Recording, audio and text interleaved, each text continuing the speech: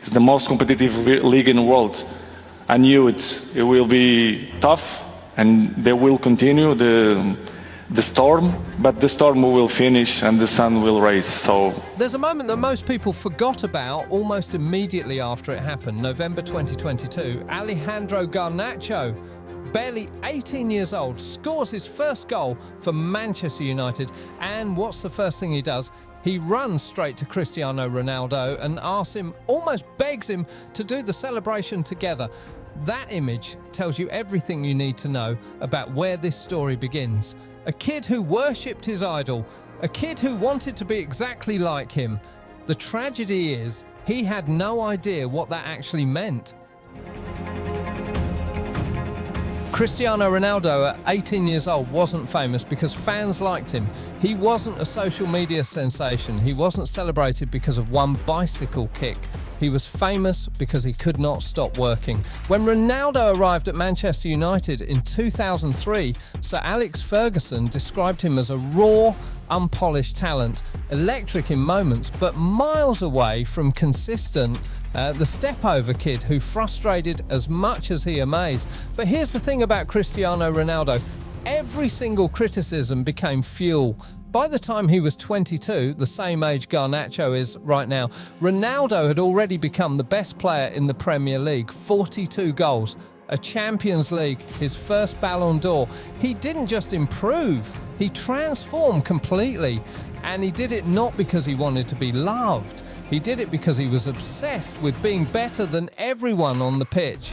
Every single day, Garnacho looked at Ronaldo and saw the celebrations, the flair, the number 7 shirt. What he missed was the part that happened every morning at 6 a.m. in the gym before anyone else showed up. That's the difference between having an idol and understanding one. To be fair to Garnacho, his rise was genuinely special. In a Manchester United team that was falling apart, Marcus Rashford producing the worst football of his career, the club finishing 8th, this teenager arrived like a lightning bolt. Raw pace, no fear, zero tactical discipline, and somehow it worked. The Stretford end fell in love. They took the sacred Viva Ronaldo chant and turned it into Viva Garnacho. And then came Everton, November 2023, the bicycle kick, a goal you see maybe once in a decade. The FIFA Puskás Award, Garnacho standing on top of the world at 19 years old. And that, right there, is where the real story begins. Because Cristiano Ronaldo won the Puskás Award too. In the same year, he also won the Ballon d'Or. And his response, he worked harder. He said publicly, Lee, that for him there was no rest, that the ego must always serve the improvement, never the other way around. Garnacho received a fraction of that recognition and started living on it.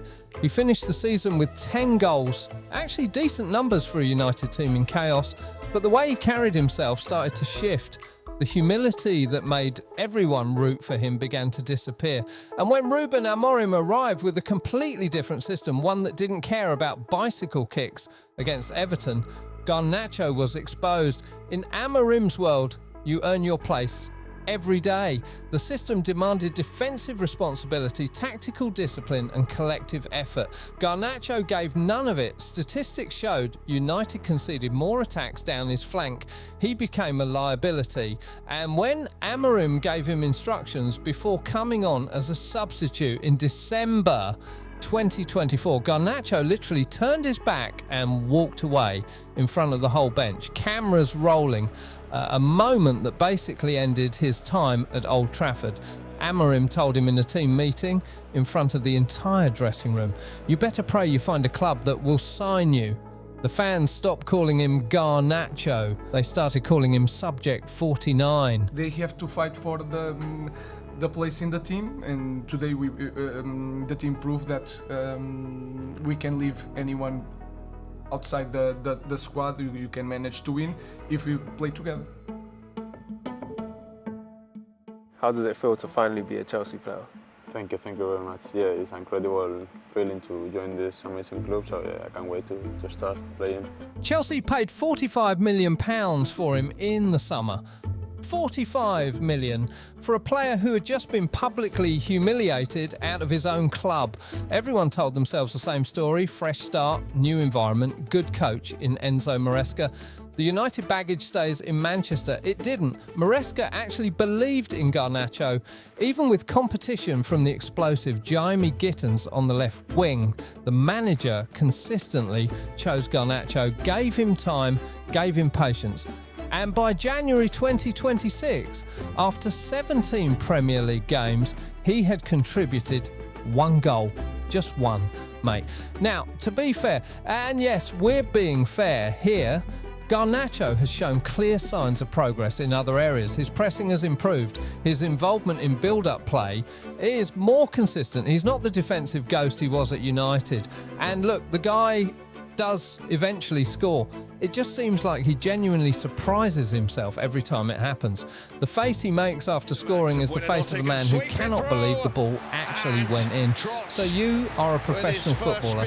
This is literally your job. The goal is supposed to go in. When Maresca was sacked in January 2026 due to poor results, Garnacho had still not justified his transfer fee. Not even close. Then came Liam Rosner, a coach who demands iron discipline, something Chelsea needed desperately after their red card crisis this season.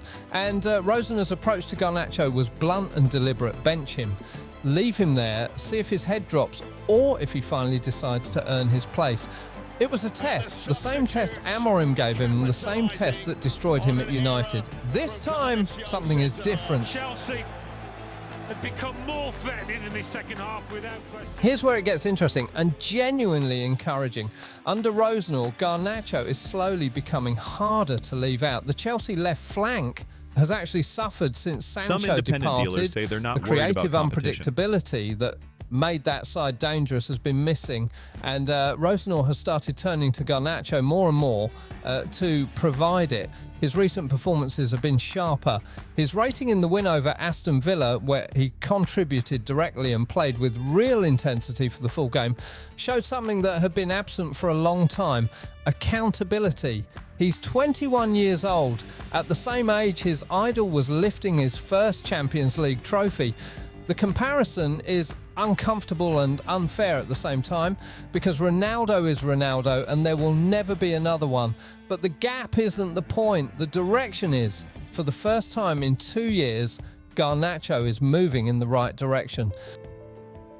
Ronaldo was Garnacho's idol, and that's not just a detail, that's the whole backdrop. The world split into Messi and Ronaldo, and Garnacho made his choice early. Cristiano's obsession, his refusal to settle, his standard, all of it genuinely shaped how the young Argentines saw the game. Think about what that actually means. You grow up idolising someone, then you pull on the same shirt, train on the same pitch, play for the same club. That's a lot of meaning for a teenager to carry. And honestly, there's nothing wrong with that, nothing wrong with being inspired, unless you confuse inspiration with a rival.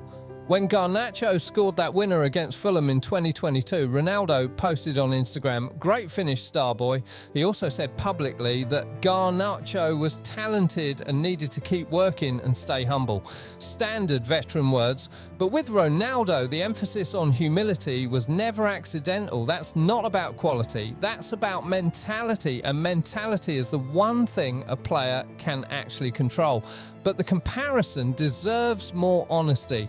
Ronaldo had Sir Alex Ferguson, a manager who built clubs, shaped careers, and gave young players the thing they needed most: consistency.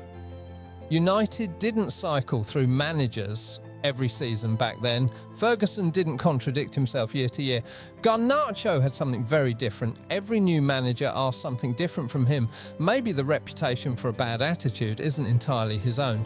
Maybe some of it is just the noise that builds when a young player gets constantly redefined by people who won't be there next year anyway. It would have been interesting to see him under Carrick as someone who's genuinely brought life back to the club after everything that went wrong with Amorim.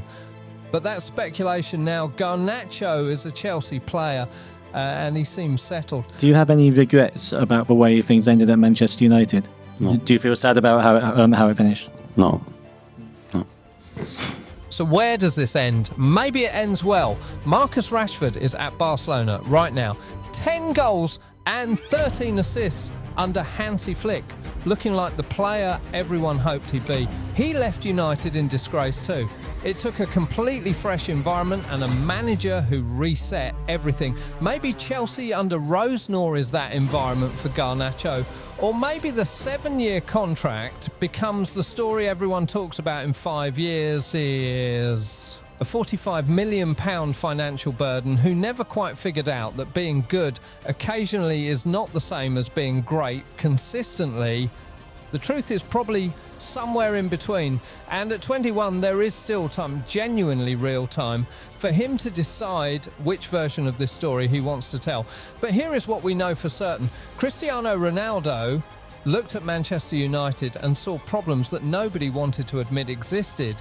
He looked at the ownership, the culture, the standards, the mentality. He spoke about it and was called bitter, finished, irrelevant. 2 years later, every single thing he said has proven true. And somewhere inside that same warning about players who stop growing the moment they feel comfortable, about egos that arrive before the work ethic has earned them, was the story of Alejandro Garnacho. Ronaldo was right about Manchester United. He was right about Garnacho too. Nobody listened. Again, the question is whether Garnacho himself is finally starting to. If you enjoyed this, subscribe to the channel, so the 90 Plus Football Show. My name is Mark, and there's more analysis coming in the next video.